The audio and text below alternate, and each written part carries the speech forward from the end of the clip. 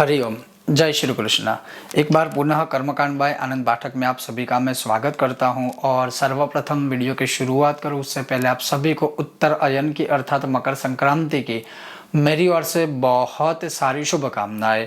और जैसे प्रतिवर्ष की तरह इस वर्ष भी जो मकर संक्रांति आएगी या आने वाली है उस दिन पुण्यकाल के समय, जैसे कि मैंने ऑलरेडी वीडियो बना के बहुत लोगों की शंका का समाधान किया है कि जो मकर संक्रांति है वह 14 तारीख को है या 15 तारीख को, तो 15 तारीख को सुबह सूर्य उदय से लेकर शाम के सूर्य अस्त तक के जो बीच का समय है उस समय में जैसे स्नान, दान, जप, तप, श्राद्ध कर्म आदि बहुत पुण्य सारे ऐसे करने चाहिए और वो करने से अक्षय पुण्य फल की प्राप्ति होती है। ऐसे ही कर्मों में से एक सबसे महान और महत्वपूर्ण कर्म है, और वो कौन सा है? वो है दान कर्म।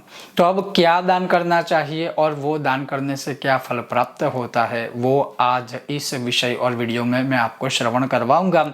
अगर आपको यह विषय वीडियो पसंद आता है तो लाइक कीजिएगा, शेयर कीजिएगा, चैनल पर नए हो तो सब्सक्राइब करके घंटे का चिन्ह दबाइएगा। तो चलिए शुरू करते हैं। तो जैसे विष्णु धर्म उत्तर पुराण क्या कहता है कि उत्तरे त्वयने विप्रा वस्त्रदानम महत्फलम तिल पूर्ण मनंगवाहम दत्वा रोगैहि प्रमुच्यते। अर्थात जो कोई भी मनुष्य उत्तर अयन के दिवस अर्थात मकर संक्रांति के दिन किसी भी ब्राह्मण को या फिर किसी भी जरूरतमंद को तिल के साथ या तो बैल का दान करें, या आज की परिस्थिति के अनुसार जो हम प्रैक्टिकल ही बात करते हैं कि सफ़ेद या काले तिल का भी अगर आप किसी को दान करते हो, और उसमें भी लिखा है कि वस्त्र का अगर आप दान करते हो तो अवश्य ही, और तिल के साथ वस्त्र का दान भी जो है वो बहुत ही महत्वपूर्ण माना गया है। तो मकर संक्रांति के दिन सफ़ेद या काले तिल, किसी भी प्रकार के वस्त्र का दान या कपड़े का दान, और अगर अच्छी परिस्थिति है तो बैल का दान, जो शायद हो सकता है बैल का दान इस समय के अनुसार संभव ना हो, लेकिन जो संभव है उतना तो हम दान कर सकते हैं। तो 15 तारीख को सुबह सूर्य उदय से लेकर शाम के सूर्य अस्त तक यह दान जो कोई करता है वह दत्वा रोगैहि प्रमुच्यते, महारोगों से मुक्त होता है, या फिर भविष्य के आने वाले जीवन में इसी पुण्य की वजह से वह रोग कभी उत्पन्न होगे नहीं।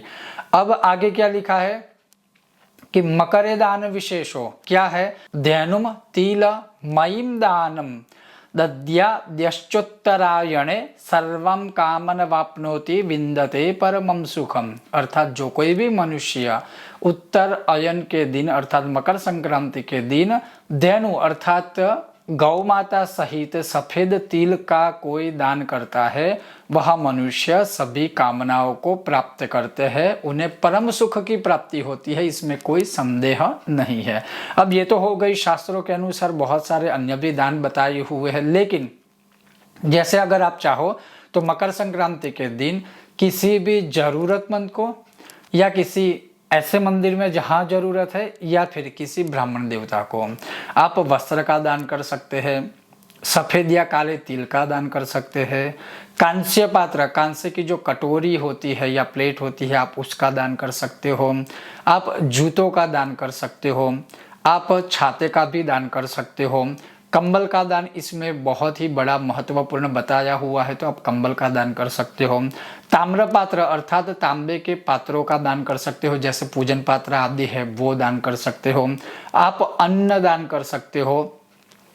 संक्षिप्त में अगर मैं बात करूं तो आप किसी भी ऐसी स्थिति, अपनी स्थिति के अनुसार, अपनी परिस्थिति के अनुसार इस मकर संक्रांति के पर्व में इनमें से कोई भी चीज़, वस्तु, सामग्री आप दान कर सकते हो, क्योंकि दान की महिमा अपरंपार है। और ऐसे में भी जैसे शास्त्रों का कथन है कि अगर मकर संक्रांति आदि पर्वों पर दान किया जाए तो उसके लिए तो कोई शब्द नहीं है, वह जो दान का पुण्यफल होता है वह कभी क्षय नहीं होता, अर्थात अक्षय हो जाता है।